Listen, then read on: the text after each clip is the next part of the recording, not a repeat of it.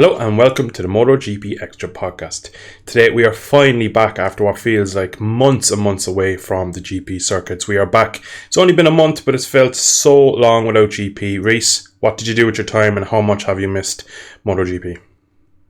Well, I've missed it quite a lot, and to be honest, I didn't do a hell of a lot with my time. But, I was watching other motorbike racing, I guess. There was some BSB, some World Superbikes that kind of filled the gap, and to be fair, we've had some pretty good rounds of both of those series, so it kind of has filled the gap a bit, but nothing's quite like MotoGP, especially at Silverstone as well, proper good track for racing, maybe not the best for viewing, but fortunately I wasn't there getting soaked like most of the fans were yesterday, so that's, I guess, a positive. But yeah, mainly just been watching other series and just counting down the seconds until MotoGP returns.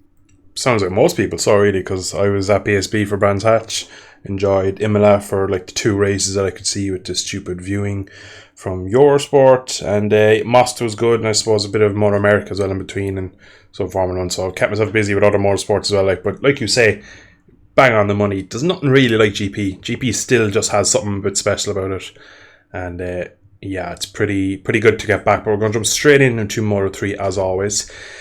Wet Saturday, dry Friday, no warm-up on a Sunday morning. Rhys, what are the difficulties that Moto 3 would have faced first thing this morning getting on track? Well, it's been really difficult because, like you say, obviously the last time they rode the bikes in the dry was Friday. But it's hard enough. You ride the bike on Saturday qualifying.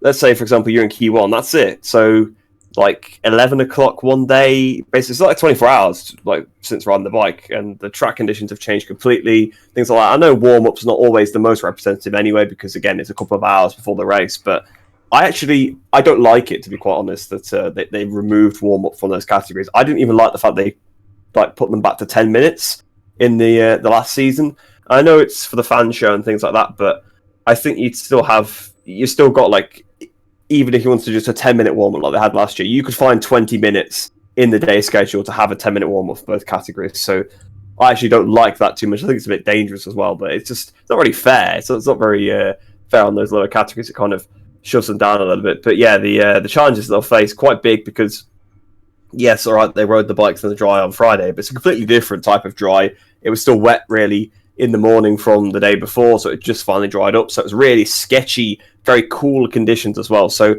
very difficult. You just got to jump on the bike and you get, a sighting lap and a warm-up lap to try and get into the groove, and that's it. You've just got to go for it. And in Moto 3, you're getting dive bomb left, right, and centre as well, so you've got to go offline, things like that. So it's tricky. It really is tricky for them, and I'm surprised we didn't see more incidents in the race. There actually wasn't that many, surprisingly, considering the weird conditions that they've been put into. A very strange weekend for the riders overall in all the classes, but especially in Moto 3 and Moto 2. I think we're seeing as well lately, other series do it where they do 2 or 3 sighting laps where they go straight through the pit and they don't go to the grid. I think most classes now, especially Moto 3, do that as well, just to, especially the big thing for me is if you have a big crash Saturday, last lap in qualifying, and you wreck the bike, wheels overhead and everything is wrecked and forks ripped out of it, you have to trust your mechanics have put it back together exactly perfect, put the setting back exactly what you want. Now again, you say 10 minutes of warm-up is not much, but these are the best of the best. They know within 10 minutes if there's something wrong with the bike, and then they can go back and fix it before the race, and then go for your sighting laps, go, yeah, that feels much better. Whatever vagueness we had from XYZ is gone, or the misfire that we're having this morning is gone. But if you get it on the sighting lap, you're kind of up against the clock to kind of get anything done, and there's not much you can do. And if you have a big problem on sighting laps, that's pretty much, could be your weekend over. So I completely agree that there should be some sort of warm-up of a Sunday morning, whether it be 7.5, 10 minutes. Like you say, it'd probably be a half an hour throughout the day they need to find between kind of 10 minutes for each class, and then kind of maybe a 10-minute kind of layover between getting one finished and get the others out. It's not a huge lot of time. I felt particularly a couple of GPs I've been to that it's a very spread out day, so you could get them, if that was the case, you'd get them out really early in the morning. It mightn't be representative for track conditions or or race time, but at least you just get that small bit of doubt out. If you've had a big incident or you had a mechanical on Friday that it kind of peaked its head up again on Saturday, you just want to know that you go for your race and the bike is right. It's just a little mechanical thing that you just don't want to have going to the track on your sighting app thinking, well, I need to see now how the forks feel after wrecking the front end in turn 3 yesterday. And there's just so much going on a Sunday night. You don't need that extra. And I think the warm-up should come back. And I think maybe going forward we might see it come back, because I think a lot of riders probably would agree with our points here. But moving on now to the actual GP. Scott Ogden did a very, very good Saturday. Didn't do a great Sunday, Rhys, did he? No, unfortunately not for him. Obviously, it was really good. Well, he did actually do the fastest lap in qualifying, got the lap cancelled for a yellow flag, which was in a very odd position. I think the yellow flag was sort of in both sectors 4 and sector 1 because of where the rider had crashed. So he hadn't actually gone through a yellow, I don't believe, on his lap, but like he hadn't gone past an actual crash zone. It was just because the yellow was still there in sector 1 as he crossed the line. So it is a little bit tough for him, but still second place on the grid is best qualifying ever. Obviously, wet conditions, the British riders always go well, especially at the British circuit as well. Proper British conditions. Great Saturday for him, but like you say, Sunday didn't go too well. He stalled it on the warm-up lap, managed to get the bike started, and was able to get round to the back of the grid. So fortunately for him, he didn't have to start from the pit lane, but that was it. All his hard work done from the day before. Now, in fairness, in Moto3, we have often seen riders' bloods come through from the back, but when you're kind of not at the front week in, week out, like obviously Ogden isn't, it's very difficult for them to come through,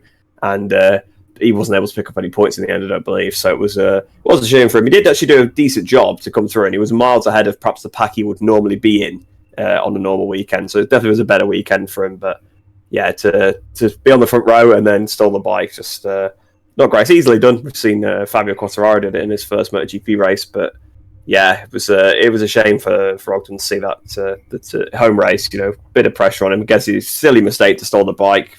Perhaps maybe it wasn't even his fault. I don't know exactly. Maybe the bike could have had a slight issue that made it stall. But either way, that was his race over before it even started. Yeah, he came home in the end of P17. Just got onto was the last rider of the big group in the end, and probably was a very good race from him. Except we just didn't really see any of it. But it was unfortunate, as he probably wasn't in for a podium, but definitely would have been good for the British crowd to see the young Brit fighting towards the sharp end in Moto 3. But it was a massive group throughout the race. It was like the 2018, 2017 Mugello races, where from first down to P20 they were all in a line, and throughout down to the very last lap it was anyone could have won it, and it was real classic Moto 3 race, and it was a real hard battle throughout. Were you expecting this come into it on Sunday, that did have such a hard battle considering the lack of dry time they've had over the weekend? I guess that kind of contributed towards it in a way, because when no one's got the right setup, everybody's kind of got a sort of artificial ceiling put in. Like the better riders can get the most out of their package, and the better teams can get the most out of the bikes and things like that with the setup throughout the weekend. So that's what allows the top riders, top teams to pull away a lot of time from some of the lower down ones. But with obviously there not being all the setup time, everyone's maybe not 100% with their bikes, so they're not, you might see a rider like, let's say, like Messia versus someone a bit further down the order. Messia might generally be better than them through most of the corners on a normal weekend, whereas there's probably corners where they're better than him because they're feeling better their bike through there. So it scopes up the pack. Silverstone kind of always does that anyway, because even though there's not that many straights, although there is a couple of quite long straights, especially on a Moto 3, the fast corners almost work like straights as well, because you're going flat out through them. It's a bit like what we saw the last race at Assen. You get the slipstream through the corners, and it just keeps the group together. The track is so wide, you can take lots of different lines. It allows all the overtaking to happen.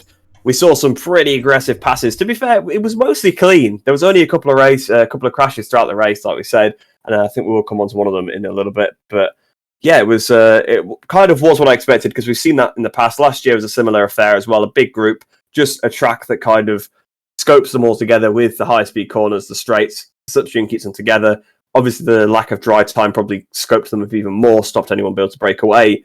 And then just the wideness of the track, all the different lines you can take, just provides some great racing. And we've got some aggressive guys in there, Onshu, Munoz in the pack. Pretty much everybody's back and fit now after the summer breaks. So, we've been missing perhaps Munoz in a few of the races so far this season, but he was back on his normal form, and there was a bit of contact, but it was mostly clean, in fairness. Yeah, clean but hard, I think, was what I would really describe this race as. And we had a massive group, but we did have one rider who tried his hardest to make a small break. Did about half a lap at the front, made a nice little gap, and then decided to go to the gravel. John Messia, kind of a usual mistake really he's made. He's made it throughout his career while being at the sharp end. He probably did have the pace to pull, but unfortunately a small mistake, but definitely costly compared to where Holgado finished. Yeah, it was a big mistake for Messia. Obviously, he was on pole position. He won the last race at Assen. I don't know where he qualified for that one. It wasn't on pole, but he won the last race at Assen. Obviously, Holgado was out, so he gained 25 points on him. All of a sudden, the championship was probably back on for Messia. You know, he goes out. He has the whole summer break, obviously being the race winner. Goes in, puts it on pole. The confidence is high. And in fairness, something we haven't mentioned so far is that this track was much more of a leveler for the Honda bikes. Obviously, like we've kind of mentioned it quite a few times over the past year and a half on this podcast, that the KTM has clearly improved versus the Honda. Apparently, there's actually been a development freeze the whole time, but I think KTM have been able to sort of get a little bit more out of their package, whereas Honda have probably literally just left the bike completely. So I think that's kind of what's sort of happened there. The Hondas don't seem quite as competitive unless you're on a Leopard Honda, and then you can sort of make the difference still, but they seem to not quite be as good as they used to be. But this circuit, yes, there's still some straights, but it's all about flow.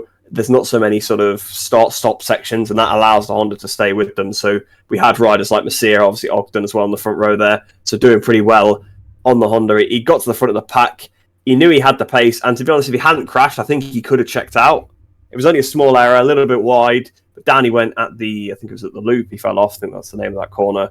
And that was it. That was his race over, and he was trying to make one break, but unfortunately he braked his bike, I guess you could say. But it wasn't great for him. He did actually do a decent recovery, but he wasn't able to get back into the points. Obviously, it's always difficult. He didn't actually lose too much time. He got back on relatively quickly, but you know, all that time you're stopped, everyone's accelerating away. Lost too much time. I think he must have been about 17th in the end, right? Something like that, 17th, 18th. I think he was literally the next guy after that group, but he obviously couldn't catch them back up because they're too far. And like you say, Holgado finished P3 on the podium. Great bounce back result from him. Obviously, like I said, he crashed in the previous race at Assen. He was looking very good all weekend in this race as well.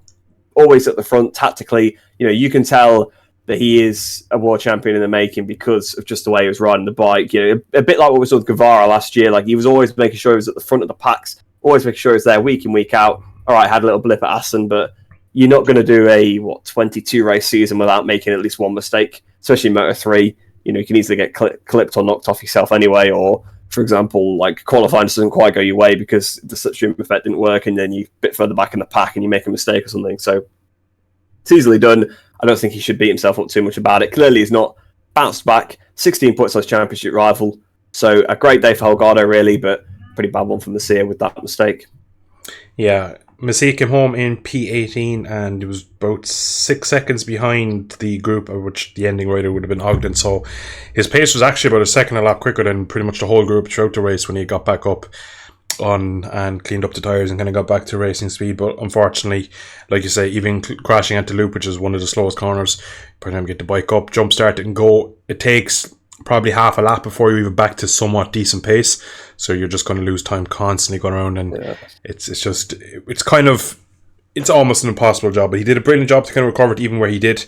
Showed again why he is probably one of the best riders in the field. But unfortunately, he just has this little chink that makes these mistakes. But someone else this weekend that you could probably tip your hat to really would go well at a track that's full of corners would be someone who's usually good at corner speed, Romano Fenati. Now, he was on form this weekend. He usually goes well at Silverstone, Misano, Brno, a lot of the tracks basically that has some half high speed corners really. And another weekend where Fenati looks like he is one of the better riders when it gets to tracks where he can use his big skill, which is corner speed, of course. Yeah, he was looking really good. He's pretty good at Assen as well. Just before the summer break, he should have run the podium there really, but I think Munoz hit him like a couple of corners to go and just knocked him back. But seems like whatever he took from that, now obviously, you know, there is the element of, like you said, the corner speed circuit. So maybe we get to the Red Bull Ring next week and he's not quite as strong, but even still, he clearly turned a corner because he was struggling a lot in the opening part of the season. He was at the back of the field, was really, really struggling. The last couple of rounds, him back on form. He was pulling some fantastic moves, wasn't he, throughout the race, round the outside of people. It's always so good to see that. He pulled a really good move through the Beckett's complex on Holgado to take the lead at one point as well, sort of rolled it around the outside of him, up the inside through Chapel. It was a fantastic pass. Like he just stands out. You can tell he's got that classic. He's like a classic Moto3 125 rider, isn't he? At the end of the day, like that's how he makes his lap time through the corner speed. He doesn't do They do a bit more of a point and squirt sort of style these days because the bike have a bit more torque than they used to. So, but he's still got that classic 2-stroke 125 kind of way of riding where like there's no torque at all in the bottom of the bike. So you've got to keep the corner speed up, and it is fantastic to watch. And I think, to be fair, if he'd had a chance, I think he could have also probably checked out, like if he'd been able to lead for a little bit longer. But unfortunately, I don't think the race quite went for him. I think he ran wide at Copse on one lap, and that just put him to the back of the pack. I think that was it then. And that was his race pretty much done. But it was looking really good, and hopefully we can see some more of him because he's a veteran rider in the class. Obviously, not nice to see anyone struggle, of course, but especially not someone that you've seen have all the success in the past. After his Moto2 stint that he obviously got kicked out of last year by Speed Up. So yeah, nice to see Romano bounce back, and again, just some really immaculate riding and some fantastic sort of overtakes, but just didn't quite go together for him in the end. Yeah, so good weekend overall for Fanati, but again, it's just, I'm afraid what Fanati is, his biggest strength is corner speed, and if he was doing a time trial, he'd probably win a lot of races, but when we have these groups of 15, 20 riders, he does get beaten up, and he can't always use his strong points. So again, you always just feel with him, he's probably in the wrong class. With Moto3, he's brilliant on his own, but not in the battle, and Moto3, you spend most of your time elbow to elbow with 6 or 7 other riders, so it always feels like that. He might have one good weekend and 6 bad because of that fact that he can't use his strong points. He's not a late breaker. He's not someone that makes V's out of the corners. He really likes high corner speed, and when you have someone in front of you who just keeps lunging you and passing you aggressively like that in Moto3, kind of just takes away, and it probably gets to the point where he's not even using his corner speed and he's trying to ride differently, and he's probably hampering himself, and that's probably why some weekends he's down at P17 and it's just like, oh geez, Fanati's having a bad weekend. But again, it was good to see him back. He's been in the class now so many years. It's good to see him still fighting at the sharp end. But someone else who is newer to the class and is definitely been at the sharp end is a certain Colombian, David Alonso. Amazing. He's been so quick since he came into the class. His first podium came in Jerez, where he finished P2. Wasn't going to be long till he won his first race, and today is the day. Amazing, Alonso. What did you make of the Colombian's first victory in Moto3? It's always these like outstanding rookie riders that win their first races from last on the grid. Like, we've seen it before. I know Brad Binder wasn't a rookie, but his first win came from the back of the grid. Pedro Costa came from the pit lane. It's just always these standout talents that do these kind of things. They don't win when they've qualified well. They win from the back of the grid. And it's phenomenal because he'd never been to the circuit before either. That's almost like the most impressive part, that Silverstone, not an easy track to learn. Only had a bit of dry weather on Friday. Like, I think they said he did 15 laps in like FP2, and that was like basically all the dry running he had all weekend before the race. Obviously had some wet running. Of course, it helps following the pack. Once you follow in the pack, you're picking up the lines pretty quick, and within a couple of laps, you're probably on the right lines because you know where to put the bike based on what everybody else is doing. But even still, his first lap was clinically aggressive. It was so good. Don't think we really saw any of his passes, so I can't really say how clean or whether they were over the line, but I'm sure they were absolutely fine. Came from the back of the grid. He was up to like P10 last like the first lap or something like that. It was sort of ridiculous. He'd made so many passes, and he just sort of got his way through, got up to the first couple of positions, kept himself there, similarly to what he did in Jerez, really. Got to the front and sort of kept himself there. He's a talented rider. He's one of those riders that you've heard of for a few years before he even comes into the category. Like, they're going to be good when they're like that. Obviously, he was Red Bull Rookies and CV champion in the same year. Don't know if that was that last year or was it the year before they did that? Last year, he was the first to do it. Yeah, last year. It was the last year that he did it. He had to stay an extra year, really, in those categories, and he wanted to because there was no room for him in the Gas team, obviously, with Garcia and Guevara. But even still, just fantastic. That extra year has not done any harm to him at all. Probably helped him, if anything. He's refined his craft and improved even more. And yeah, he's just a phenomenal rider, and I would fully expect to see him probably having a championship charge next year. I'd expect it to pick up maybe another few wins this season. It's just amazing. Also great to see the Colombian flag, of course, on the top step. Obviously, we've not seen the Colombian flag really since Hernandez back in the day, and I don't think Hernandez ever picked up a Grand Prix win, if I'm not mistaken. I think he might have had some podiums in Moto2, maybe. But He was a kind of a front runner for before the year he went to GP, but again, I think he was on the AGR, so I think top 6, top 5 man, but I don't think he won. yeah. I don't think he ever won, but I think he probably did get on the podium maybe a couple of times. But again, I could be mistaken on that one. But there you go. That life, literally, you can only think of one other guy. It's good to see.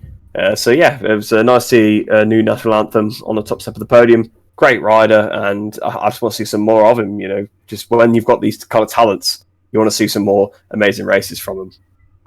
So moving on now to Moto 2, and before we even got to the action on track, we had some interesting news in terms of the actual class itself. We're getting a new gearbox next year from Triumph, and we're getting a new tyre supplier from next year onwards. So we're going to start with the tyres.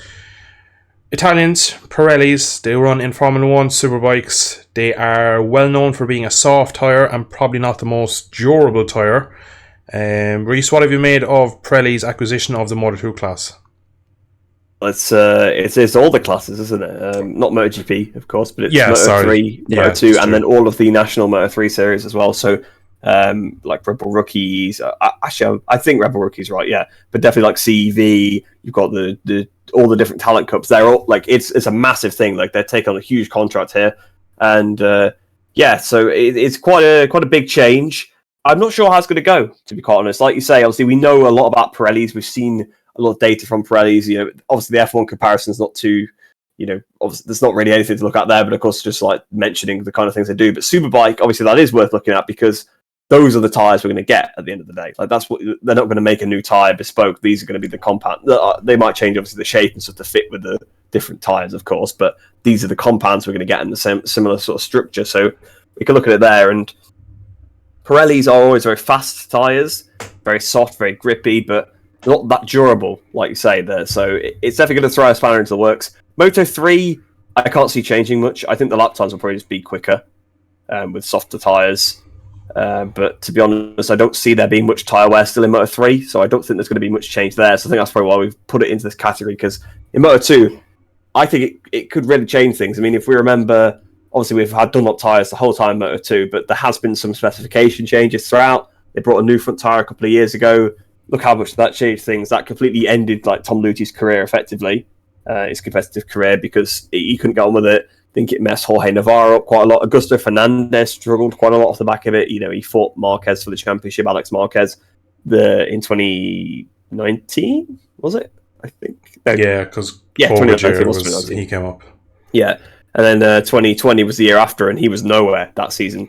So it really made a big difference. That was just swapping the same tyre supplier, literally just swapping the specifications. And to change the tyres is going to change things up. And Pirelli's, like we say, they're very soft and they're very sensitive. It's kind of the general impression is that lighter riders go better on Pirellis, but so far in Moto 2, lighter riders have not gone so well. So you might see maybe the balance change a little bit. Obviously, there's going to be some more tyre wear in the category, so that obviously does change how riders are going to approach. It might allow the better riders to be able to use that element of the racecraft, because obviously the Dunlops, basically, you can do the same lap time on lap, we saw it, today, the race winner did the fastest lap literally on the penultimate lap of the race. So it kind of shows you that the tyres are as good on the last lap as they are on the second lap, effectively. So it's definitely going to change the way it's going to work, because Pirellis 100% cannot do that. And yeah, I genuinely think there could be a bit of a shift. I think we're going to see people like Foggia, for example, do a lot better, because at the moment his weight works against him in Moto 2 because he's so small. He struggles to sort of maneuver the bike around quite a lot. Obviously, it's something Dalla Porta struggled with quite a lot, although he's out of the class now, so we won't see it. But I think riders like that will do better. And I think perhaps riders like Salach and Barry Boltus and Zonta, other taller riders, I think they might struggle a little bit. I think it could very well. I'm sure that they'll sort of get on top of it, but I think to start with, potentially just putting that more load in the tyres is obviously an advantage at some circuits, but I think overall it will tip the balance a little bit more towards the lighter riders. I don't think it's going to be completely domination or anything, but I think it will change the balance of the class quite a bit. Yeah, it's an interesting development, because for years we've had Dunlops in Moto 2 and Moto 3. You never hear any issues. They're hard, durable and reliable is probably best you could say. They've never been exciting. They're exactly what you'd expect in Moto 2. They're probably cost effective, reliable, and they do the job. that's kind of what the Moto 2 class is for a long time. Now that we have a bit more of a technical side from the engine with the Triumphs, I think bringing in a different tyre supplier that will kind of just match the tech that we have, I think it will really bring the Moto 2 class forward. I think the lap times will be quicker. I think in Moto 3, you are probably right that we won't see much difference. I think we might see faster qualifying times and slightly slower races. There might be just, at the moment, I feel like you see a lot of time in both Moto 2 and Moto 3 that someone will do a lap time for a pole position, and then they're literally doing that lap after lap in the race, and then with the slipstream they go like 0.6 quicker. I think that riders who can do laps on their own, like Foggia last year who did all his laps on his own in Moto 3, someone like him probably will be able to get more out of the tyre and get more out of one lap on his own, and I think it might take away from the slipstreaming a bit in terms of you have more overall performance and grip. You might be able to get a better lap in on your own instead of trying to follow someone, trying to get a tow. Now, it's all circumstance yet, so we don't really know what we're going to get. After Catalunya, there's going to be a test for both classes, I believe. There's going to be a whole new tyre made for Moto 3. Moto 2 are basically getting the World Superbike tyre. That's pretty much the spec of tyre that they'll be getting. So we'll probably get some more news then. Up until then, we probably won't hear much else. It's just been announced that they'll be taking over. But it's exciting. It's something different. It's been a while since we've seen a change in Moto 3. Obviously, it was 18 we got the Triumphs? 2018, Yeah, 2019? 2019, I think was the first year. Yeah. That was like the Alex Marquez, changed the year. So it's been another 5 years really since we've seen anything happen in Moto 2. So it'd be nice to get a change up. It definitely will play havoc in the standing order. Some teams will benefit, some will suffer. So it's going to be interesting. It's going to be really interesting next year to see some of the rookies coming up, some of the older riders, some of the probably teams that are slightly struggling, don't have the direction, new tyres, everything's up for grabs. But I'd say it's some of the big teams, your Mark VDS, your IO, KTM, they're still going to probably get on top with the quickest, most manpower, probably the factory teams as we like to call it. But it will be a nice showing for Moto 2 and Moto 3 next year. But moving on now to the Silverstone weekend. First off, we have to give a massive shout out to Zonta van der Gerberg for his brilliant performance in the rain on Saturday. Put it on. Front row, was up in P1, P2, ended up P3. His best qualifying position by 11 positions, I believe. P14 was his best to date. He is known for being quite good in the West, like you mentioned there in the Pirelli section there, that he is one of the bigger riders, and overall in the rain, bigger riders, longer levers, they usually go well. So it's kind of known that a tall rider in the rain, you look back at Christian Vermeulen, one of the bigger riders in the rain, it was always something a bit special. But it was good to see someone else up there. Rain always levels it. What did you make of the qualifying on Saturday and Zonta's performance? Yeah, it was a great performance from Zonta. Like you say, we've seen in the past he's been pretty good in the rain. I think he topped a Portimao session in the rain last year. I think he topped another session earlier on this year, might have been Argentina in the rain. So, yeah, clearly he's shown himself to be a good wet weather rider so far. It's probably one of the advantages it's the only time really that you weight's a massive advantage if you're a bit of a taller rider, of course. So he's a bit of a bigger rider, so he can probably get those the heat into those Dunlop tyres a bit easier. But yeah, he's obviously just pretty good in the rain. It's unfortunate for him that he couldn't really build on that for the race. I'm sure it'll put a bit of confidence into him. Hopefully we'll be able to see him towards the sharp end a bit more. But yeah, the whole qualifying session, obviously it was, well, to be fair, everybody else on the front row was kind of who you'd expect. He was really the surprise on the front row. Obviously we had a Costa on pole, who was obviously carrying the injury this weekend, but doing pretty well in the rain, which is something we have seen from him in Moto 3. He was pretty good in the rain, but so far in Moto 2 it's not been his strong point. So I guess that was interesting to see. Obviously we had Dixon crashing in the rain as well. So yeah, it was a pretty chaotic qualifying session in the end, and it was a surprise to see Zonta right up there. Yeah, fortunately in the race he still is just lacking probably a bit of outright speed. He did kind of tumble back quite early, but potential there. Still very inexperienced at the end of the day. Very young, exactly. I think he probably needs another 2 seasons yet before we can really see what Zonta could actually do in the class, being so young and probably not a top tier team. I know Baltas is probably getting more than that team is usually probably getting out of a bike. So I think with Baltas getting right up there is probably making Zonta look a little bit not like he's getting the most out of it. But he is one of the riders actually who complains a lot about the tyres, that he says Dunlops are just overall a terrible tyre, so maybe he'd be someone who could benefit next year from the switch to Pirellis. But we're going to move on now to Pedro Costa. Brilliant when others go missing. Arbolino not at the races today, not at the race all weekend, 2 crashes yesterday. Looks like he's probably come back from the summer break. Probably too much time maybe think about the championship maybe, Rhys? Potentially, but then he also wasn't really in the race in Assen either. The last couple of races he struggled. I mean, High's corner speed track doesn't exactly scream Arbolino to me, so maybe that's why potentially they struggle a little bit more. But yeah, Costa was right up there. But this is kind of what I expected, really, to happen. I didn't expect Arbolino to like struggle a lot. That obviously was a little bit of a surprise, but it wasn't too bad. He's still in the top 10. Like, it wasn't like a woeful weekend, right? But you get rounds like this in Moto2 over the whole season. You can't be on the podium every race in Moto2. It's not a class where you can do that just because of how competitive it is. Everyone's basically on the same bike. It's pretty much a spec series because there's like 4 bikes that are not Calexes. So everybody else, you got like 24 people on the same bike as you. So, it's difficult to be up there every weekend. But yeah, I kind of expected Acosta to sort of pull a clear eventually. He's finally taken the championship lead at this round. It's very close, only a couple of points in it, I think, now. But 1 point only at the moment. Yeah, 1 point, is it? Okay. Oh yeah, because Arbolino got back in front of Chancho, right? Yeah. So that's why. Because I know it changed, but then he got back in front of him.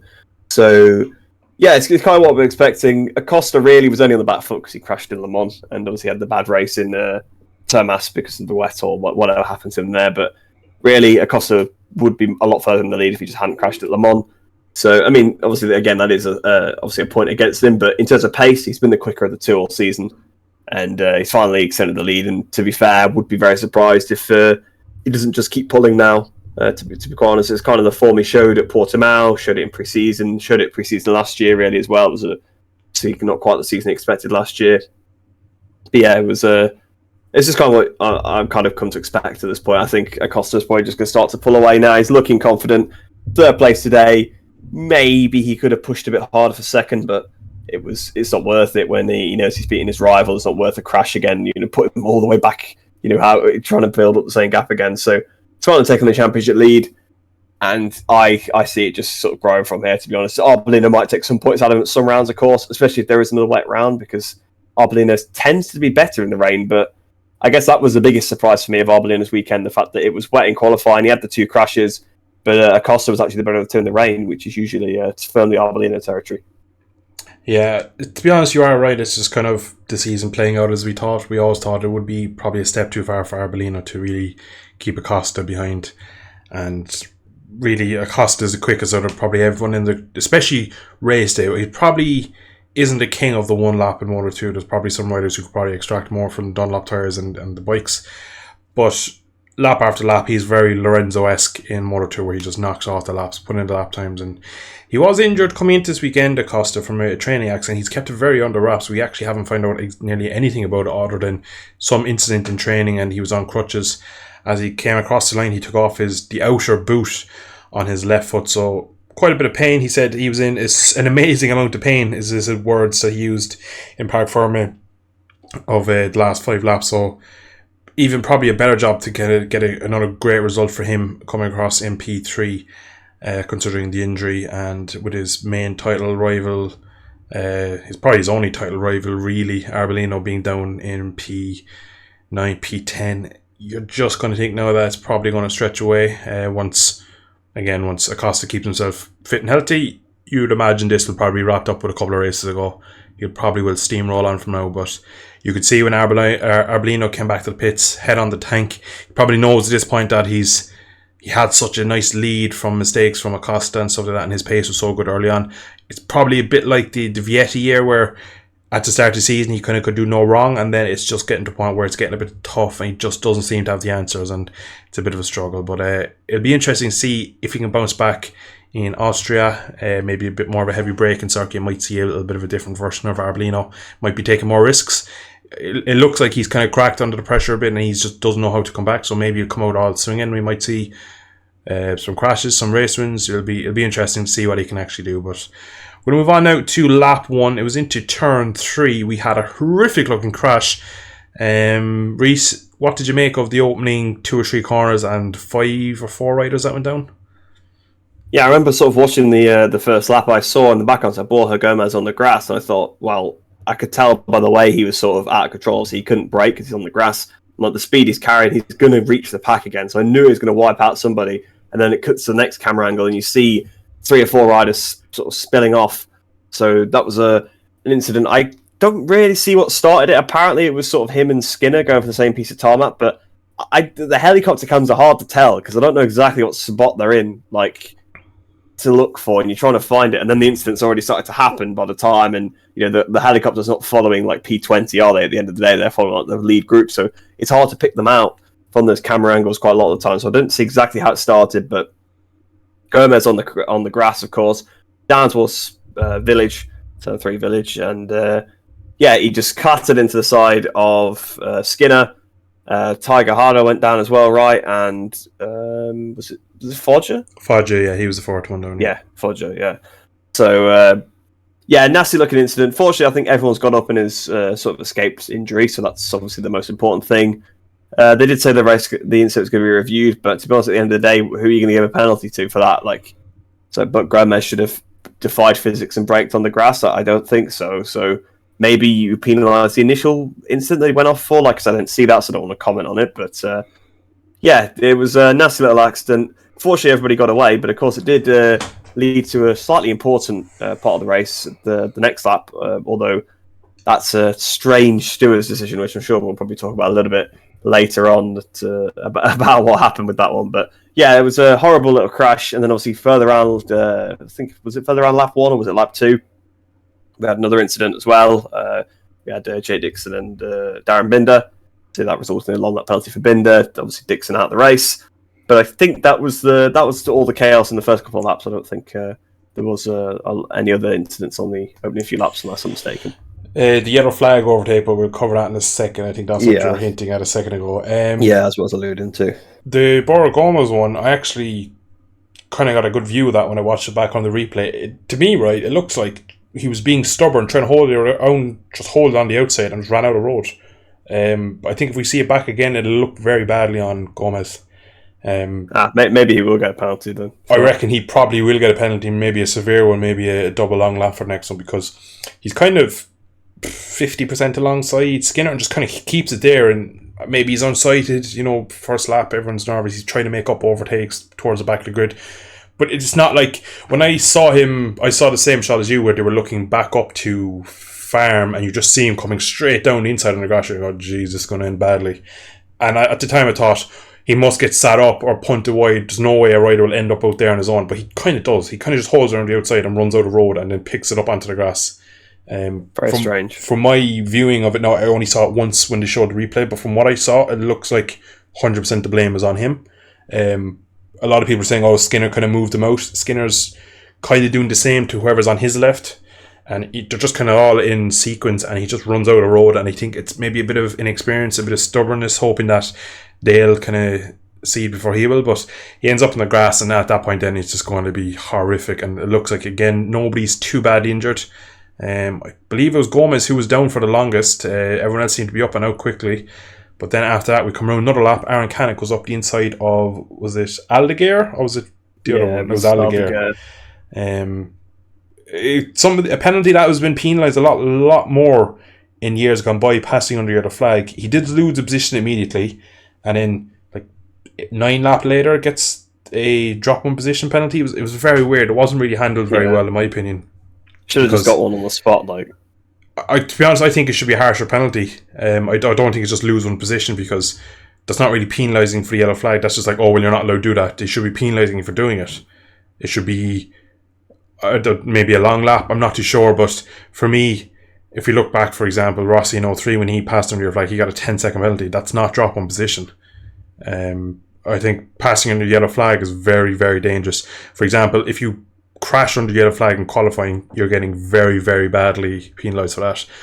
That's true. If you pass in a race, the chances are you could easily crash just as well. I think overtaking under yellow flag in a race condition should be probably penalised harder than drop one position, because that is no penalty. You're just like, sorry, I shouldn't have done that. I'll just do it again in a minute.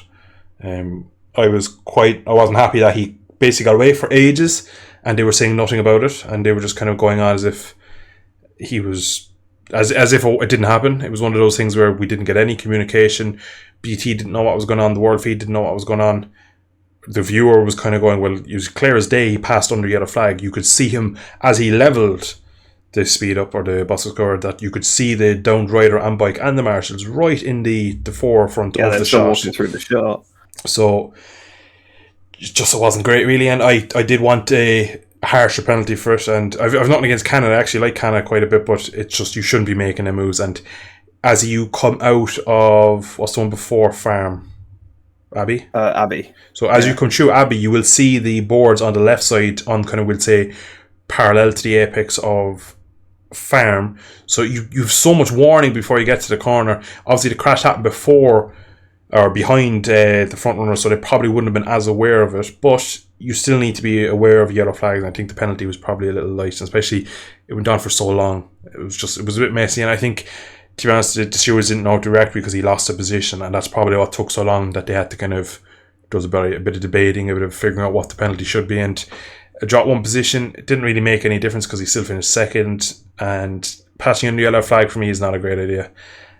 So yeah, that was pretty poor. You did mention the Dixon Binder racing incident for me, 50-50. 2 bikes, 1 piece of track. Nothing egregious from either rider. Obviously Dixon went ballistic on the interview after and said Binder should be banned. Binder has had moments in the past, I'll be the first to admit it. That was not really much. I think that kind of plays into the frustration. Obviously he's been taken out. And exactly, I think he just went after him. So he just went after him, but yeah. I imagine if he cools down, he probably it was the same. It was a weird incident. It's one of those things, like that corner, it can happen. If you go slightly wide, try and carry the speed onto the Nationals pitch straight or the Hamilton one, whatever you want to call it, to get the run down to Abbey, you naturally want to go wide and bring it back. Binder was being optimistic. It was well within his right. They were pretty much side by side. Dixon made it sound like as if he lunged him and took him out. It was like Dixon could easily pick him up and give him a bit more room. I think Dixon being stubborn, thinking, I'm faster, this is my home race, I have the right. Bit of kind of feeling a bit entitled, I suppose, maybe to that kind of track position. It kind of ended up being his downfall, to be honest. I think it was a bit of a weird one. I don't know if you have anything else to add that, really, but it was just a bit silly, really, the whole incident. I think that's a fairly fair assessment, because I mean, even said in the interviews, like, you two head on quicker. Like, I guess you've been there before. You can't understand, like, oh right, yeah, this guy's slower than me, won't overtake him. You just think, get out of the way. But at the same time, it's like they are still racing you. But for me, Binder's the rider behind. He's on the guard on the inside, opens the throttle. So that's why I put the blame on him, and I think the penalty was fair. I don't think he needs a race ban for it. I don't think maybe the rant was necessary. But again, it's riders in the heat of moment being interviewed, so it's not so that we're going to read into too much. But yeah, it was just a clumsy move. Like you say, it's a racing kind of thing that happens in that corner.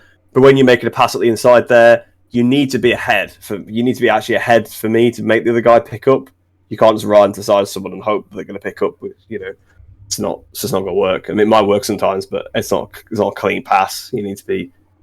I think you needed more alongside to have the other rider pick up, because you also have to remember you can't see them when you're in front. But yeah, I don't think it was egregious or anything. I wasn't like send it. It's not like what he did to Fodger, for example, and spoil his championship, or stuff we've seen him do in Moto 3. Like, it's nothing like that. It was a racing incident, and yeah, I think rightfully along that penalty, single on that penalty. I think for the mistake he made, ended somebody else's race. I think that's more than fair. Yeah. So. It's probably. I still think the penalty's slightly on the hard side. I think both riders probably should have done better on that incident. Yeah, but I still can see that because there was a bit of contact on rider ended his race. The penalty is probably fair, but I still. It's kind of their policy, isn't it? If you have contact with somebody and they end up down, you get a long lapse. But it was the contact, like the fact that it was very minor contact. Dixon really should have been more aware that, like, you can't have the arrogance that I'm quicker. It doesn't matter. It's a race. Definitely not. And I think that probably has made him be more aggressive in that situation. Yeah, so we're going to move on now to Fermin Aldeguer. Probably should have already won a race really by now. Was faultless today. brilliant race throughout, seemed to have the pace probably for the weekend. Definitely came back from the summer break with his focus really on the win. The speed up Boscoscore chassis really worked quite well. Obviously his teammate was there until he crashed out with about 7 or 8 laps to go. Aldeguer really seemed strong throughout, and when he got to the front you kind of felt like he probably has it, and to be honest he tipped away, made a nice little gap to Canet and Acosta, who both just were kind of falling over each other. Neither of them had Aldeguer's pace, they were both struggling. Obviously Canet being probably a bit too heavy on his tyres, the injury for Acosta, I think it was probably the perfect storm for Aldeguer, as well as a brilliant performance. What did you make of Firmin's first win in the class? Amazing. Great to see as well, because I remember back to Argentina last year, he put on that pole position. It's like, this kid could, he's amazing. There's a chance here. And for me, that's still a Vietti penalty. I think I said it at the time. For me, that's still a Vietti penalty when Vietti ran wide and then just turned in on him, cut back onto the race line and made him high side off. I was still gutted for him. But basically, since that moment, he's really been on the back foot. Like, I think that probably affected him a little bit. He probably picked up a bit of an injury as well. I mean, he got 360'd round and flew in the air, so it probably wasn't the most pleasant incident for him. But ever since then, he's not really shown the potential. He's had the pace now and again, but not really performed. And then obviously a few races after that incident happened at Argentina, obviously where he lost on the race win with the crash. Obviously he had Alonso Lopez come in, and he went from thrashing his teammate every week easily, against Fanati, to having a rider who, to be fair, he did also beat in CV, but a rider that was a similar skill level to him in terms on the Moto2 bikes at least. Started performing immediately very well. I think that's affected him. I think all the hype got to him very quickly as well. Like, he put it on pole, and then the next day everyone's like, yeah, MotoGP teams are already talking to him. Like, that's pretty quick from a single pole position. It probably believed in his own hype a little bit. It's a lot. He was 16 years old, a lot of pressure, and he's kind of been down in the doldrums since. Last round, really good comeback. Again, I think ended up beating Lopez for the first weekend that he's generally been quicker than him for quite a while there at Assen. Has the summer break off, obviously takes the confidence from that one. Turns up here, again, probably was quicker than Lopez today. Lopez was trying too hard to keep up with him. Takes the win. Fantastic. We've seen at this track in the past that the Boscoscuro goes pretty well. Lopez went pretty well there last year. Obviously, they're both right near the front this year. I think it's gone well in the past. I think sort of Navarro did pretty well there one year. I think Lowe's did pretty well when he was on the bike even all those years ago. I can't think far enough back to think about how good Iannone was at Silverstone, but the Boscoscuro speed up, whatever you want to call it, has always been very good at Silverstone, and that's what you got to do. When you're on the different bike, you take advantage. Like, you probably wanted to be on the Boscoscuro today. It probably was slightly better, but that at the other 21 rounds, you want to be the Kalex. So fair enough. If your bike's working a little bit better, you got to take the advantage. And he beat his teammate, fastest guy on track today. Like I said, he did literally the fastest lap on the penultimate lap of the race. It was clinical. It was that guy that we saw in Argentina all those months ago again, or over a year ago. Haven't really seen him much since, but it's great to see him back, and I really hope he does build on this and can be consistently at the front now. It'd be great to see both bikes up there. Yeah, I just think, to be honest, right, when he came into class, everything clicked from him, and from the incident with Vietti, I think it just went a bit away. I don't really think it was maybe him believing himself or kind of believing the hype. I think it was just that at the end of the day, the Boscoscuro is not the best bike in the field. It has its weekends where, like today, it was brilliant and it seemed to work really well and probably had an advantage. But I think a lot of weekends you just need to, like, for a lot of the time over the last 12 to 18 months, he's been kind of P14, P12, and that's probably been his limit. And it's probably not down to him not trying or not working with the team. I think it's just a matter of fact that the bike probably hasn't been there. And I think if we look at Lopez, he kind of did the same thing, jumped on it, went really quick, really fast, and now he's having a bit of a wayward spell. And I think it's just that bike is probably not the best as a newcomer to the class. I think if you look at when Sam jumped on it, it was really, he dominated a couple of races, won them by quite a decent margin, but then would go missing again. I think that's just, it's basically whether it's the speed up, the Boscoscuro, whatever you want to call it, whatever it's been the last 10 years, it has brilliant spells of magic, but some weeks and for months it can go as being the second tier bike by quite a bit. So I'd kind of like him to see him get off it. I'd like to see him on a Kalex, just see what he could do over a full season. I'm quite a fan of Firmin. I think he's a fabulous rider, and definitely think probably 2 or 3 seasons he probably might go up to GP as a Moto2 champ. I definitely think he has the potential. There's no question of his speed. We've known it before he came into the class. He was one of the most hyped up riders for a long time. Kind of the levels of Acosta coming in where everyone was talking him up, and he performed when he came in. And it's just a little little patch where it's kind of gone away from him and probably hasn't lined up. He's maybe trying too hard, but he's got his victory now, and I'm really eager to see what he can go on and do. But someone who's not got a victory yet, probably should have had one many moons ago. Aaron Canet, what did you make his race today? I felt that with Canet, right, from what I could see today, he had so much turning that his bike was set up so well that it just used his tyres too much. That's the outside view of what I saw. He lost a bit of edge grip towards the end, and I think that was probably the nail in the coffin for his chance of victory. I didn't really notice that particularly, if I'm being honest. He looked very quick, obviously, again today. He is very hit and miss. Some weekends he turns up and he's amazing, and a lot of the time he bottles it. That's the problem. Like, a lot of the time he makes a mistake, or he's out front and he crashes. Like we saw that happen at Motogp last year, for example. He had a pretty big lead and fell off. And he's shown pace many times. I think he has the most second places that I win in Moto 2. I think, has he got 10, 11 second places? It's ridiculous. Today. 11 today, yeah. So that really just shows you he's been so close to a win so many times, but it just never quite comes together for him. And on this occasion, he was the fastest of the Calyx riders. He beat Pedro Acosta legitimately. All right, Acosta has a slight injury, but whatever. He beat everybody else. But today, there was a guy on a different bike that beat him. And he just always, it never seems to quite work for him. He's either the fastest guy on the track in the lead, makes a mistake, or crashes or something, or something doesn't quite go right. He crashes after he's already on pole position in qualifying, or for example, gets into a car crash between races or something else, and that's not his fault, for example. But it's the kind of thing that keeps happening to him. There's something that stops him, and this time he really was the top Calyx, the top guy. 20 out of 22 race weekends you're the top Calyx, you've won the race. Today didn't. That's just how it is, and unfortunately, I think part of it's down to him. And I think also it's similar to the Zarco situation that's been going on so long now that when he's in the lead, he's thinking, "Oh my god, is this going to be it? Am I finally going to win?" And I think part of it is also maybe down to the Pons team. It's not what it used to be. The last few years, it's really been a bit of a turmoil. They've not been particularly strong. Canet's really the only rider been bringing in results. Garcia's not been doing too badly, but maybe if you saw Canet on a Mott VDS or an IO bike, he probably would have that first win by now. So, yeah, I think it's just a bit of bad luck. Also, so there's the element that obviously he's made mistakes in the past, but today I don't think it was really his fault that he lost. I think generally, I think he had a rider that was, one, just probably the quickest guy on the day, but two, probably literally the one race in the season where the Motogp Xtra is a better bike than the Calyx. Yeah, I think the win will come from. I think he does have the speed. It's just it surely must come at some point. He's so many weekends where, like you mentioned last year, Motegi, Texas last year, Vietti crashed out in front of him, and he proceeded to do the same 4 laps later. So, yeah, the opportunity has been there. It's not. I feel like it's not like that.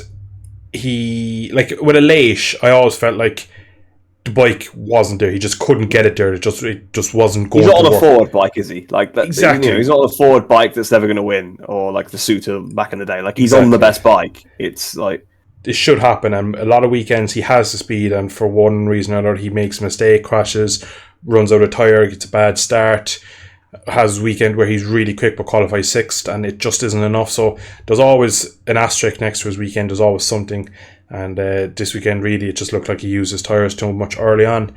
Maybe it was just the Calyx were using their tyres too much, and the speed of Motogp Xtra just were leaving a bit more on the back tyre just for the they overall usually race. do, so it could be. Yeah, and at a kind of usually a high-speed track like this, a stiffer, loaded bike is probably going to be better for the tyres.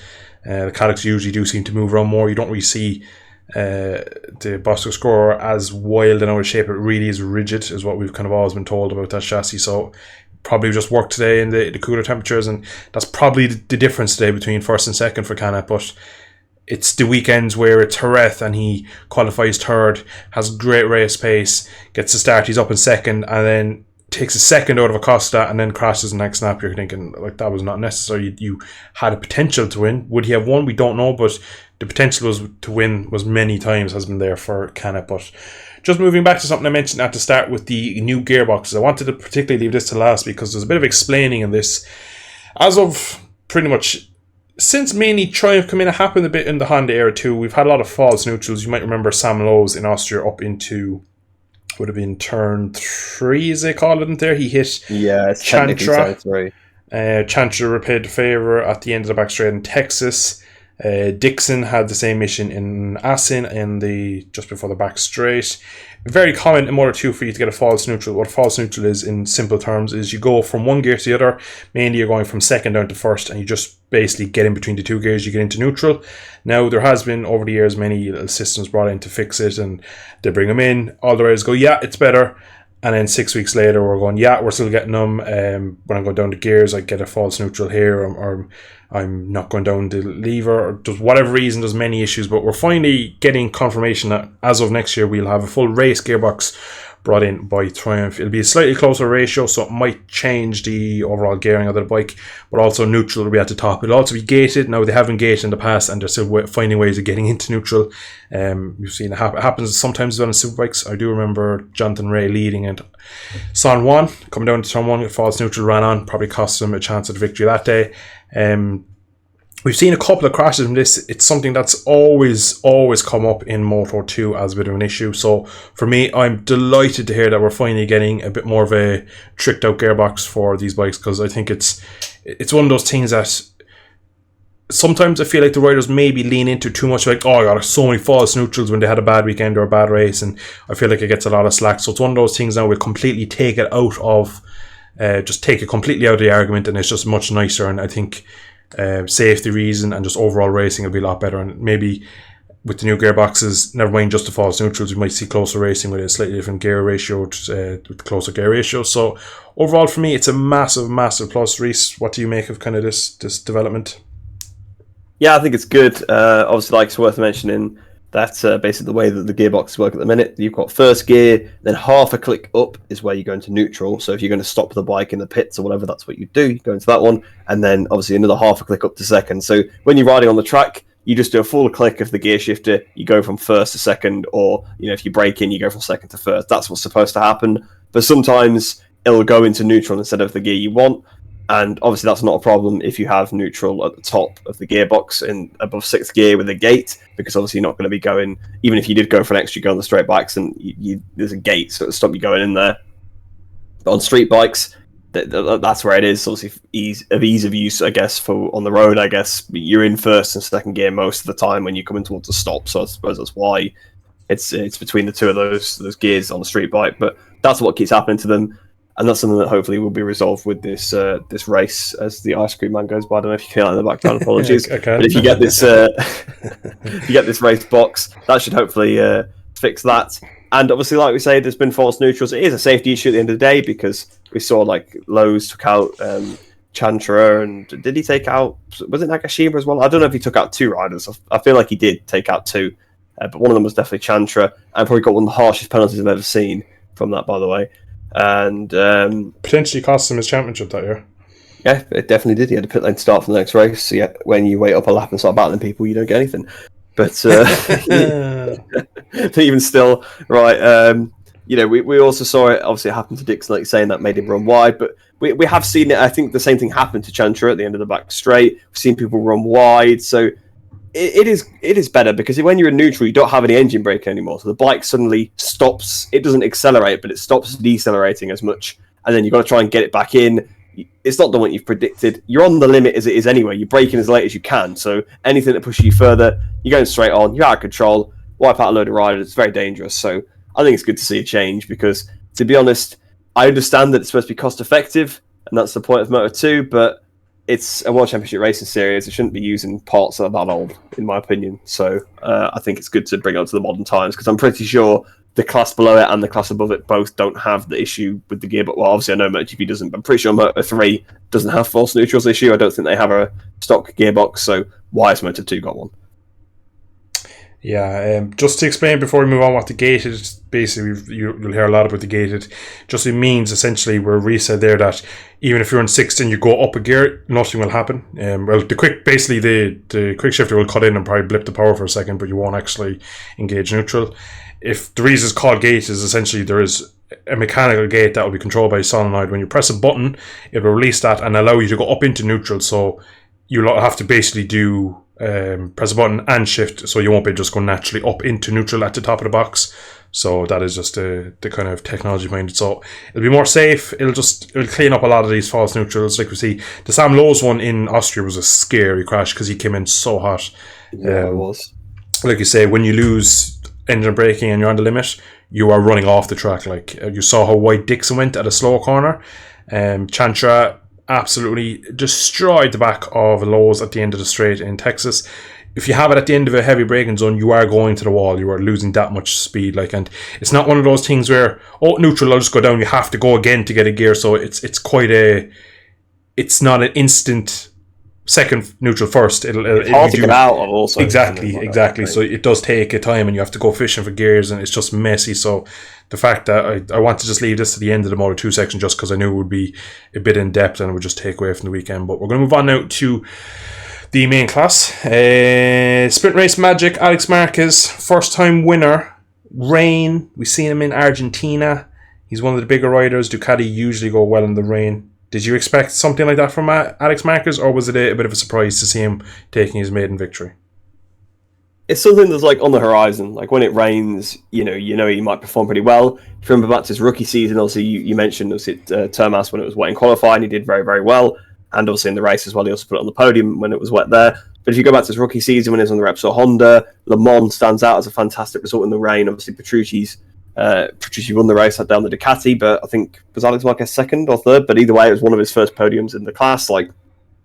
He has shown on multiple occasions that he's very, very good in the rain. So whenever the rain does come, you do expect. But in MotoGP, there's kind of an element of randomness. You do get the same kind of riders at the front of the wet races just because they've got that knack. But it just depends on how the tyres are, how it's working for certain people. They're all very good riders. So sometimes you might actually see a rider you don't particularly think of as a wet weather specialist do pretty well. So whilst you can try and say, Alex Marquez is going to do pretty well in the rain today, you never know. So it was a surprise to see, definitely, because, it wasn't a surprise because obviously he's always quick, but it was nice to see. I didn't expect 100% that it would be him. I thought he would do pretty well, but I didn't expect him to maybe win the race. He's not shown quite that much form so far, but got to the front.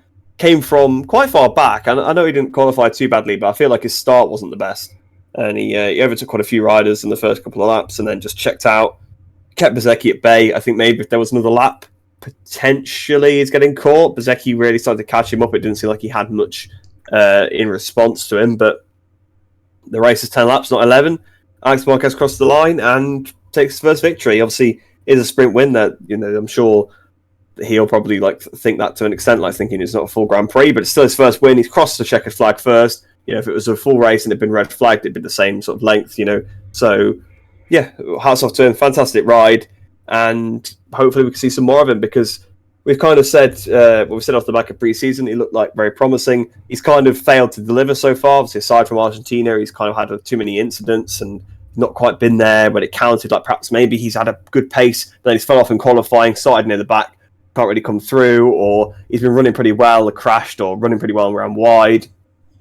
He's made a lot of mistakes, so good to see him actually up there, get another win for Grassini, and just kind of showing that potential that we know he had. We knew he had the potential to win a race if everything went well for him, especially if he's on a decent competitive bike, and really there's no reason why he shouldn't be in that sort of top 5 fight, top 10, top 5 fight every single week, really.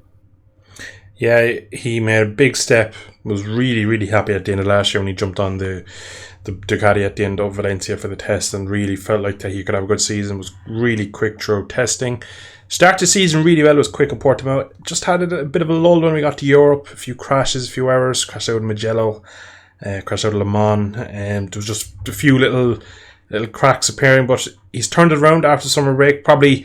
Was probably a good time for the summer break for him because he's kind of gone away, reset, and come back, and now he looks like he was kind of the same rider he was at the start of the season. And I think he'll take a lot of solace from this weekend, being quick in both conditions, getting his first win. Had a shift linkage failure in the actual main race, so he didn't finish, unfortunately, while in P4. To be honest, Rain, towards the end of the GP race, he could have won that. If you think of it, if he was actually in there, that would have been right up Alex Marquez Street. He's not shy, and the Ducati probably would have went well in it, as we saw Pecco seem quite quick in them conditions too. But overall, it's just it was great to see him winning the sprint, and I think this really will kind of ferment him as being one of a good solid, not midfield, maybe a top 10 GP rider, and I think we'll probably see more of these throughout the next couple of seasons. But someone who had a really, really interesting weekend, Bezzecchi, crashed Friday, crashed Saturday, crashed Sunday, and also got a podium on Saturday. So interesting. He seemed really quick on Friday. Had a horrible cold tyre high side in Luffield on the end of free practice 2. Really, because it's one of those egg beaters where you just go up and down. Could easily have broken a collarbone. Luckily, got away without any serious injuries. Big crash then into Vale on Saturday at the end of, I believe it was Q2? Or was it FP3? I think it was Q2, wasn't it? I think it was Q2, but could be. Yeah, it was Q2 because he completely wrote the bike off, didn't he? Yeah. Tim and Marini both crashed in a really quick succession. And then come Sunday, he was really, really quick, but unfortunately made another error into Stowe. What do you make of his weekend? He's dropped now to third in the championship, 47 points behind Pecco. It's going to be tough uphill ask now, if you ask me. I mean, in fairness, he was third in the championship going into the round also, so he's come out in the same spot as he went in. He just gained it back at the sprint. He got second back off Martin, but yeah, it was a messy weekend. Obviously, a lot of crashes, like you say, but that's what we've seen from him his whole career in MotoGP so far. He's crashed. He's had some big crashes, but then on the where it counts on the race day, he doesn't tend to make the crashes. He has his big crashes in practice, qualifying. He doesn't tend to make the mistakes in basically in the actual race. I think, to be fair, it's a very easy mistake to make, the one he made at Stowe. Obviously, in the main race, he had a good sprint, but if we talk about his actual main race, the mistake he made at Stowe, he was just following Bagnaia, and Bagnaia just pulled a little bit on him. He was just trying to get a bit back. He's in the slipstream. It's easily done. And the front folds in a very strange manner. You see it kind of goes suddenly. Down he goes. Nothing he could do to save it. It wasn't like one of those crashes. He probably should have just decided to pick the bike up when he thought it was going to go in hot, but I think you could tell from very early on that they both decided they needed to beat each other this weekend. Because Bagnia's pass on him around the outside, from Woodcut to Copse, he took a lot of risks to do that, I thought. Considering that he's the one in the lead with a pretty healthy lead. I know it's not a massive thing, but it's like a race wins worth. I felt that was a lot of risk. It was like a statement of intent almost, when they were still behind Miller at the start of the race, when they were sort of battling. He showed he wanted to win this weekend. He wanted to beat Bezzecchi. He needed to get some points back on him, obviously, after he lost a few points to him in the sprint. I thought we were going to get a Sachsenring style race. They were going to go at it. It was going to be the two Ducatis going for it, a bit like how it was with Bagnaia and Martin. They had sort of got the pack, but unfortunately, Bezzecchi just made that mistake. Bagnaia on the brakes, he's pretty much second to none in MotoGP. Maybe Binder's a little bit better, but also not seen a Binder or a Ducati, so you can't really say for sure. But Bagnaia took the Dovizioso braking and combined it with the Lorenzo corner speed and sort of put something together pretty well there on that Ducati. But yeah, if you're closing that much to Pecco on the brakes, there's something going wrong. And unfortunately for Bezzecchi, it was him. We were sort of on board as it happened. We were on board closing up to Bagnaia. You see the bike just go, and that was it. That was his weekend over. It's a massive shame for him, but I applaud it to an extent because he showed he wasn't going to just take second to Bagnaia. He wanted to beat him. He was really up for this championship fight. So whilst yes, it's a big error, he had to go for it. You could see Bagnaia getting away a little bit. He tried. Yeah, a bit of a costly mistake, but when you're 27 points behind, you got to start beating him. So hats off to him for that one. Yeah, I'd imagine he came back from summer break thinking that, right, I need to start taking points off him. I need to beat him in the long races because he's probably beaten him a few times in the sprint, and he's obviously beaten him a couple of times in the sprint. In the main feature race, he's beaten him as well. But I think he usually beats him on Saturday and then finishes third to him on Sunday. So kind of whatever he takes on Saturday, he loses on Sunday or vice versa. So as much as he nearly matches him most weekends, he still probably just loses out 4 or 5 points each week, and it's kind of how you end up 27, 30 points back. And unfortunately now he's nearly 2 feature length races back now with 47 points behind. So it's going to be a real tough tough uphill task, really, if Pecco continues to perform at such a high level and not make any mistakes. But someone who was really, really good today, had a lot of fighting, and came back from the summer, podium on Saturday, probably could have won today, finished 5th, unfortunately, for Maverick. But what a brilliant performance. I was so happy to see him. Was aggressive, was quick, was decisive. Well, one incident with Miller in the full race, but that was a bit of an outlier on how his kind of weekend went. What did you make of Maverick all weekend? Really good. Really, really good. I mean, you get to Silverstone, you always put your money on Vinales. If you remember back to last year, he fought for the win. He almost stole the win from Bagnaia, but didn't quite manage to pull it down, trying to pass him. This year, he's been a bit more aggressive, to be fair. He's had, I think we were talking about the other day off podcast, saying that he's had a lot more crashes this year than you typically see. I know that doesn't necessarily have anything to do with him passing people, but it shows that he's pushing a bit more, he's being a bit more aggressive. And obviously we saw at Le Mans he was being pretty aggressive until he had the incident with Bagnaia, pretty aggressive at Assen until he binned it. But he was looking really good this weekend. He was pretty aggressive in the sprint too. Not Vinales conditions as well, let's be real. Those are not Maverick Vinales conditions, what we had in the sprint there, sort of mixed, sort of drying track. He does not like those conditions normally. So for him to be on the podium, he was really chuffed with that. His qualifying perhaps wasn't as good as it could have been. I think maybe that let him down a little bit, but initially he was going really well in the race. Miller was kind of holding everybody up, and I think he could see, obviously, the two Ducatis pulling away. Went for a pretty rash move on him at Copse. Obviously, it was the contact. They both went off the track. I'm kind of surprised to see that wasn't a penalty based on what's been given out so far this season. Me too, actually. Bagnaia got a penalty, let's not forget, for not even touching another rider. Like, he sat Miller up a bit, whereas Vinales has sent Miller to the shadow realm. I know Vinales lost time himself, so maybe that's what they're looking at, but he ruined Miller's race, effectively, right? Like, that was it for Miller. I mean, Miller was clearly struggling anyway, but he just pushed him behind the whole pack. Maybe he could have kept some of them behind, but yeah, I was surprised to see, just based on how they've given out before. I mean, even based on my own sort of logic, if you punt somebody off the track, that's probably a penalty, right? Like, but yeah, whatever. The stewards, they do what they want. So we had that incident with him. I thought, that's it, Vinales over. But then he starts to catch up again. I think I put in our little chat that I had a Vinales winning feeling, and I had that since Saturday morning, really. But unfortunately, it wasn't to be. The rain, I think, sort of put Vinales' victory sort of hopes to rest. He had the best pace. He'd caught up to the back of them. He'd actually dragged Brad Binder with him to the back of the leaders, and then that was it. Once it started to rain, he did actually get up into second briefly, but passing the Ducati is very difficult, and I don't think he was willing to push that last bit percent like those three were at the front, and he dropped back into 5th in the end as Oliveira came through. But it was a great weekend for him. Great to see him back towards the front, back to see him on the podium, and hopefully we can see him again through the rounds. Just trying to think of any Vinales tracks coming up, but I guess we'll see. Hopefully they can do a bit better at the Red Bull ring, because you remember last year the Aprilia was woeful there, so hopefully it's not the same. I'd say Misano might be a good track for him. He's won there in the Yamba before, and the Aprilia usually goes well. Definitely. That would be out of the remaining tracks. Maybe Catalunya. He almost won there last year, so yeah. Catalunya again would be another good one. Yeah. So there's definitely a couple of rounds for Maverick, and I think if he can finish off the season on a high, if he could win a race, get a couple of podiums throughout the season, have a good few sprints, we could see if Aprilia make a step next year, he might make a step, and then we could see really, really fast Maverick again, which would be great to see. But he was one of 3 faster Aprilias today. One of them started 14th and came all the way back to the top 4. The other one won the race. We're going to start with him, Aleix Espargaro, second ever race win. What a race from him today. It was amazing. I mean, he was faster out. Obviously, you can sit there and say, the rain helped him out all you want, but he was on the back of Bagnaia from before the rain came. Like, he was genuinely like the quickest guy today.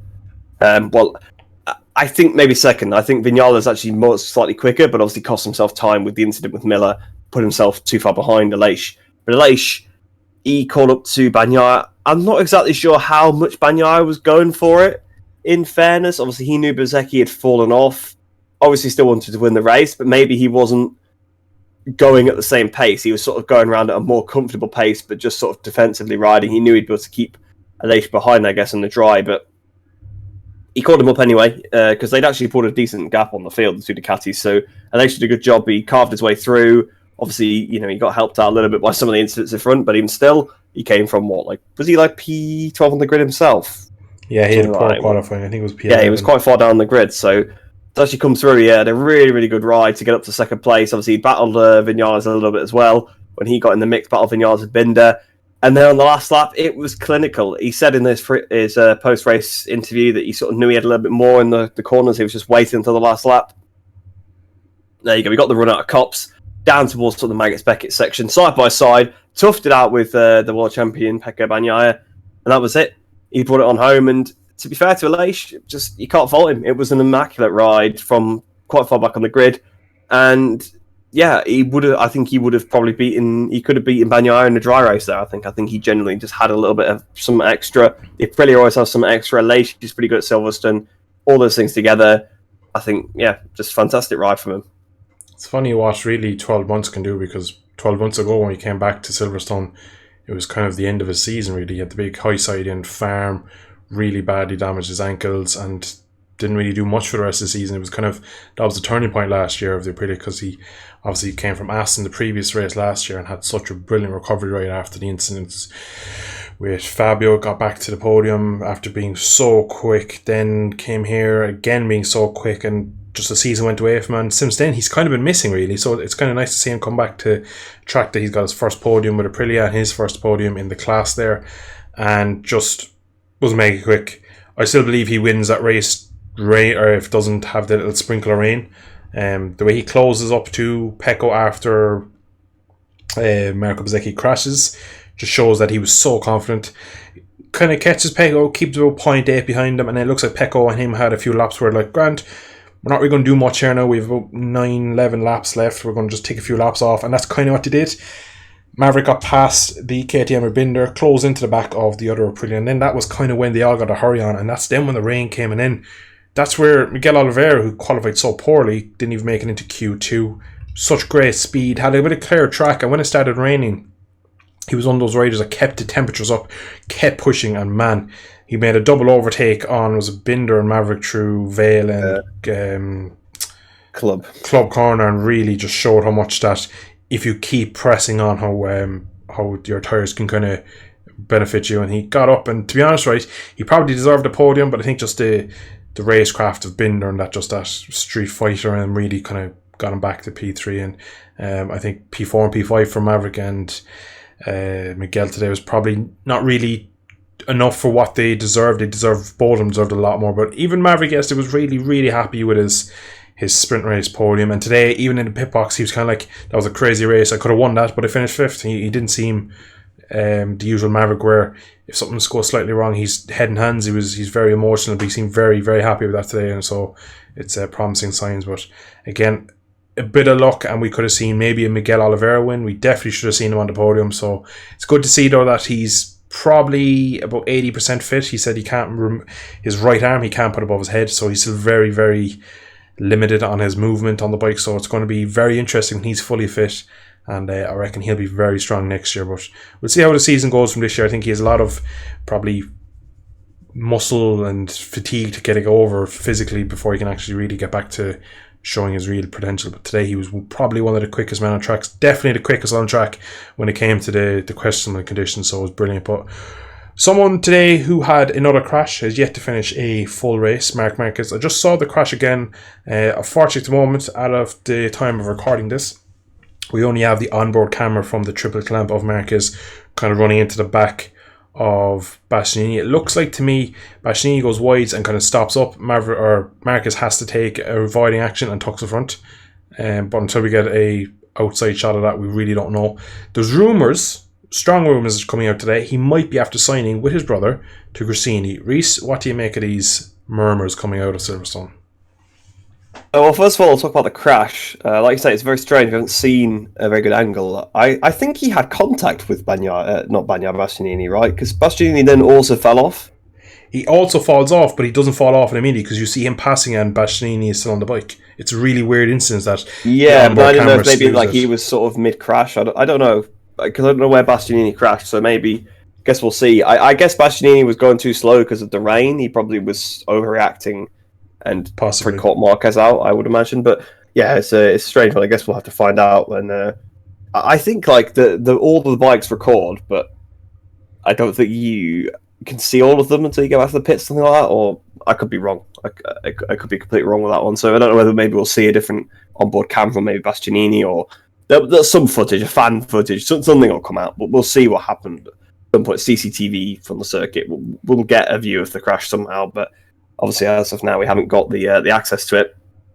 But in terms of the rumours, obviously the rumour mill has been going quite a lot over the summer break. Obviously, we did our sort of 2024 silly season podcast in the summer break, so hopefully you guys did listen to that one, and some of our predictions have worked. Obviously, Rins to Yamaha, we haven't mentioned that in this podcast yet. That's obviously something that was confirmed going into this weekend. So Morbidelli is out of seat, looking for another candidate for that Grassini ride. But like you say, today the rumour mill seems to be saying that Marquez is trying to sign for Grassini.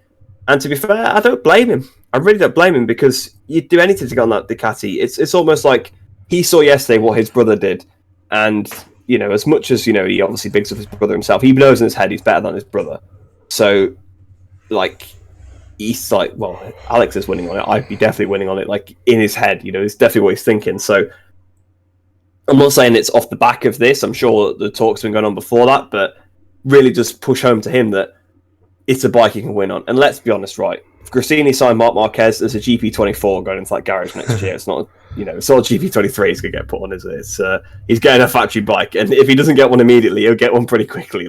He'll, after he wins the first 3 rounds of the season, he'll get it. But I'm up for that rumour. I hope so, because obviously, we've had the Husqvarna rumour floating around for a while. Over the summer break, there was an LCR Honda changing to Husqvarna. That was a rumour, but apparently Lucia Cecchinello said no to that one.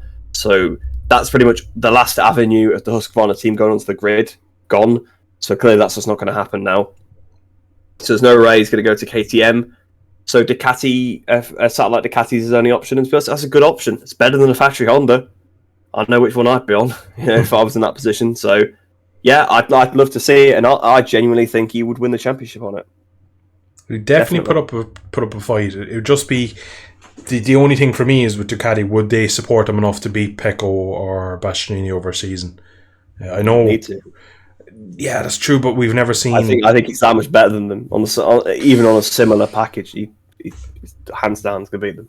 It definitely is something I want to see. Yeah, it's definitely. I don't. I'm kind of. Can he just swap helmets and get some stilts and get into Alex's suit next race and give it a go? Exactly. Trial race at Austria and see what he can do. Just sign him from now. Just there's no Digi's not doing anything on the second bike. Get him on there. See how many points he can rack up for the end of the year.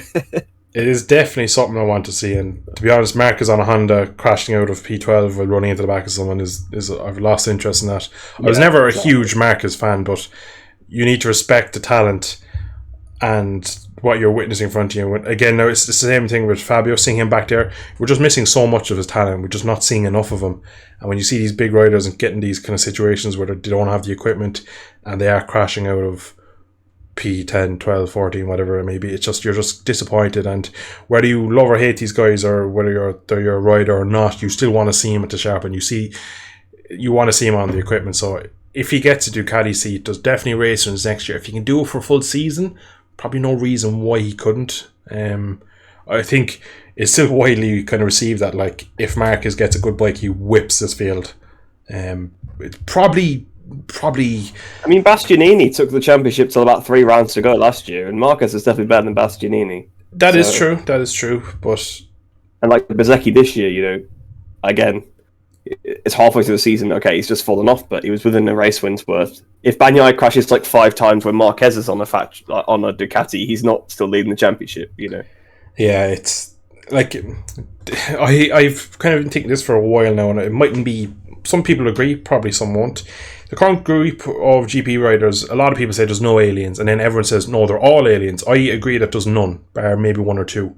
If you go back to the Rossi era, 125 champion, 250 champion convincingly both years, and then all his GP classes. Danny Pedrosa, 2-time 250 champion. Max Biaggi was a 5-time. You think of all the top riders from when Rossi kind of came into Rossi Marquez, and we'll say Marquez is kind of the last of that breed that came through for between kind of 2000 and 2010s. We'll say Stoner coming through. Obviously Stoner didn't win a championship, but he was kind of the Fabio. We'll say he was one of the outliers.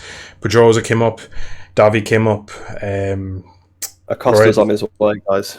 That's it. Like Acosta's won he's the Moto3. next one. He's going to win Moto2. He's going to come up to GP. When they win in all the other classes and they get to GP, you know that they're a bit above the other guys. And like, you have Binder, who's a Moto3 champ. But you look at Martin. They're not a Lorenzo or Rossi level, and I think that just shows. And the fact they make so many mistakes, and they all make mistakes. I think if Marcus gets on equal equipment to them again, he probably wins it comfortably. I think he could win it like the 16, where he probably doesn't win every race, but he's just consistent enough that he can bring it home. But at the moment, it's only a rumor. We don't know really if it's going to happen, but it will be really interesting to see, because getting on a second or third tier Ducati saves Zarco's career. Might do the same for Marquez. And you would imagine the kind of thought process that for Marquez would be, get me on a Ducati, I can perform, and then maybe I can get a better seat elsewhere. Get back into a factory team and become the number one rider of a top team, and then go after another couple of championships, and kind of do what Zarco did, where go, right, I'll go here, show I'm actually capable, and then get a promotion up to a really good team, and kind of challenge for victories and podiums and be a top runner again. So I think that's probably the whole thing. Marquez all weekend seemed very laid back. He was interviewed on the grid. Didn't really seem, to be honest, I said in chat to people that I just didn't think that he wanted to be there. He just didn't seem to have that kind of lack of motivation really came across the screen on his interview, and he just didn't seem like that he wasn't that bothered about being there. It looked like the fire had kind of gone out. Maybe that's because he's probably at peace with his decision that he is leaving Honda. He has signed for Ducati or whatever is going on in behind, but it's an interesting one, and we'll probably learn more as we kind of get to Mazzano. That's kind of usually when you start to get a few glimpses of what we could see next year. Obviously, Frankie Morbidelli leaving Yamaha, Rins going to Yamaha. There's some movement, so it wouldn't be a shock if we saw that Marquez and Honda will be ending their partnership at the end of the year. If we saw that tweet or statement come out soon, I'm waiting for the day really. But to finish off, we're going to talk about Pecco. He was clean and tidy. Poor on Saturday. He really didn't seem to get on well. Had tyre issues in the sprint, ended up P14 out of the points. Came across Klein, shaking the head, leaned over the front of the fairing, and a good long look at his front tyre, then did the same with the rear tyre. Really didn't feel it. But kind of again, it was sensible, just brought it home, didn't crash. Obviously, in the sprint, the points aren't as critical. Then on Sunday, was really quick out of the box, got to the front, controlled it, made some nice overtakes, kind of pulled Bezzecchi into probably some deep waters, and that's probably what kind of led Bezzecchi to the crash, because it looked like there was some part of the track where Pecco just had a small bit on Bezzecchi, so it looked like maybe it just looked like that Bezzecchi was probably just stretching in some of the braking zones, which he ended up crashing in one, and that was kind of how overall we really saw the kind of front running pace come about. Clean and steady, more points taken. Jorge Martin got run off on the opening lap. Bezzecchi crashes. Binder was third, but again behind. So kind of a pretty perfect weekend, would you say, for Pecco? Yeah, I mean, obviously struggled in the sprint, like you said, but probably is one of those situations. But both of actually Ducati struggled a lot in the sprint, to be fair. So maybe they didn't quite have the settings in right. It was obviously weird conditions, so maybe there was a tyre pressure problem. Maybe they had the pressure sort of. Maybe they expected it to dry up more or dry up less, whatever. It wasn't quite right. Clearly wasn't very happy. And in the sprint, once you dropped out of the top 9, there's no point pushing any harder because you're just going to crash for nothing. Like, you know, there's any points in the top 9. So I think he'd sort of gave up once he'd sort of dropped out of those positions, kept it on board. He's the championship leader at the end of the day, doesn't want to be chucking himself up the road and hurting himself. And then, like you say, in the race, obviously he won it. No, he didn't win it. He came second, sorry. But he won it in terms of his championship sort of rivals. Like, you know, obviously Bezzecchi fell off trying to keep up with him. Martin, to be fair, got rammed off by Binder, so to be fair to Martin actually did a pretty good recovery. I think he finished P6, which is quite good from the back of the field, actually. So fair play to Martin on that one. So he did some pretty good damage limitation. I think he may have been more of an issue for Bagnaia if he was towards the front. But yeah, you said obviously Binder was third, although to be fair, at this point I think Binder's had so many bad weekends the last few rounds that he kind of was out of it anyway. Like, I mean, even Zarco was ahead of him in the championship, so yeah, kind of just he was kind of out of it anyway. But again, another rider that potentially could be a threat, I guess. A rider on a different manufacturer as well, which I guess is always more of a threat because you have no control over them. Obviously managed to beat them. So yeah, it was a pretty good weekend for Pecco. Obviously a poor sprint, but and he obviously crashed in qualifying again, which is not ideal. But on the front row, rode the race pretty well. Obviously led literally like the whole race until like right at the end. Obviously when Aleix passed him, and easy conditions to go down in as well when it's raining a little bit, or easy conditions to be like on the championship leader, sort of tense up. You could easily have been fifth, but he was second. So he didn't just back off. He didn't just like slow down when he thought it was going to be a bit treacherous. He kept going, gained 20 good points on obviously Bezzecchi, gained, I don't know what the gap is, like 10 points on Martin. Like, I think it's 9 maybe. I think if he came like 5th or 6th or something. But yeah, it was a good weekend for him. Not perfect, but pretty good. Yeah, championship standings at the moment, 214 points for Pecco, 41 ahead of Jorge Martin, and 47, like I mentioned, ahead of Bezzecchi. 83 points back to Binder now, so that kind of puts Binder out of it. KTM probably still just don't have the overall equipment to go for a full season head-to-head to Ducati. You don't see They've Pecco. almost got the opposite problem that they used to have. They're good over one lap now, and they're not very good. Yeah, it is kind of like that, right? Isn't it? That they struggle a bit more on a Sunday. They seem like Miller's always on the front row and gets a good start and leads for a bit and then fades. Yeah, and then Brad comes through. But something I just read on Twitter there now, talking about KTM and Pecco. KTM put on protest because of Pecco touching the green paint coming down towards Vale on the last lap. Dorna came back and said he didn't set off a sensor, so there's no penalty, even though he's clearly on the green. So, very, very controversial. So, running to Vale. So basically, out of Stowe. Out of Stowe, the way the track and it jerks back. Similar to basically weird. What Binder did. Exactly the same as exactly. Yeah. But he's clearly on the green, like the picture doesn't lie. And some people saying that the gap back wasn't big enough, it was too big for it to count, but he's only like 3 bike lengths behind.